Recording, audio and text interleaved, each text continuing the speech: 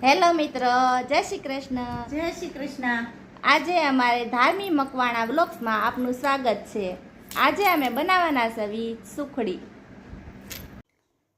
જો આપણે સુખડી માટે વસ્તુ તૈયાર છે. એમાં છે એક વાટકી ગોળ, એક નાની વાટકી ઘી અને એક મોટો વાટકો ઘઉંનો ઝીણો લોટ છે. આપણે જે રેગ્યુલર રોટલી બનાવીએ ને એ જ લોટ લીધો છે. જો તમારી પાસે કરકરો લોટ પડ્યો હોય તો એની બનાવી નાખવાની, પણ અમારી પાસે હતો એ લોટની અમે બનાવી છે આજે. તો એટલી વસ્તુ લઈ લેવાની. અહીંયા જો તવી મૂકી દીધી છે, એને આપણે ચાલુ કરી દઈશું. જો તવી ગરમ થવા મૂકી દીધી છે, એમાં આપણે નાખી દઈશું ઘી.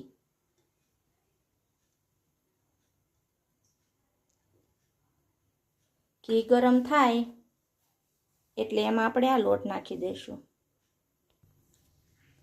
જો આપણું ઘી ગરમ થઈ ગયું છે એટલે આપણે એમાં નાખી દઈશું આ લોટ.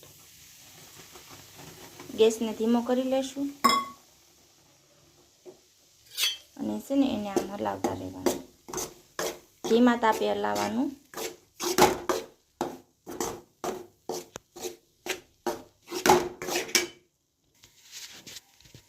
જો આ રીતે હલાવતા રહેવાનું. તાપ ધીમો રાખવાનો, કેમ કે નકર દાજી જાય. થોડુંક લાલ કલરનો થાય લોટ પછી એને આપણે સારું બને. જો આ રીતે હલાવતા રહેવાનું. જો આ રીતે થોડું ઢીલું થતું જશે એવી રીતના હલાવતા જ રહેવાનું. લોટને ખૂબ શેકાવા દેવાનો. જેમ લોટ સારો શેકાશે એમ સુખડી સારી બનશે. એટલે આને છે ને થોડો લાલ કલરનો થવા દેવાનો, આછો લાલ.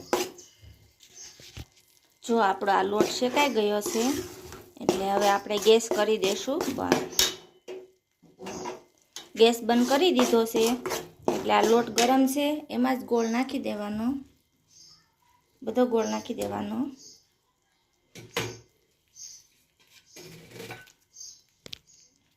પછી બધો ગોળ નાખી દીધો છે. પછી જો એને આવી રીતના હલાવી નાખવાનો. ગરમ હોય તો ઓગળી જાય. જો ગેસ આપણે ચાલુ રાખીએ તો સુખડી કડક થઈ જાય. એટલે આપણે છે ને ગરમ છે ને તો ગોળ ઓગળી જશે, એટલે ખૂબ હલાવી નાખવાનું. જો આપણે ગોળ બધો મિક્સ કરી દીધો છે. હવે આપણે એને ગેસ ઉપરથી ઉતારી લઈશું. જો આપણે એક ડીશમાં કાઢી લીધી છે. હવે એને આવી રીતના પાથરી દઈશું. જો આપણે આ ડીશમાં પાથરી દીધી છે એટલે ગરમ છે તો આપણે એને સરખા પાડી દઈશું.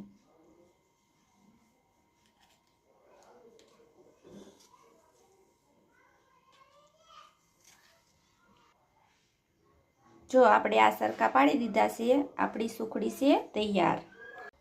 જો અમારી સુખડી છે તૈયાર. જો તમને અમારો વિડીયો પસંદ આવે તો લાઈક અને સબસ્ક્રાઈબ જરૂર કરજો. જય માતાજી.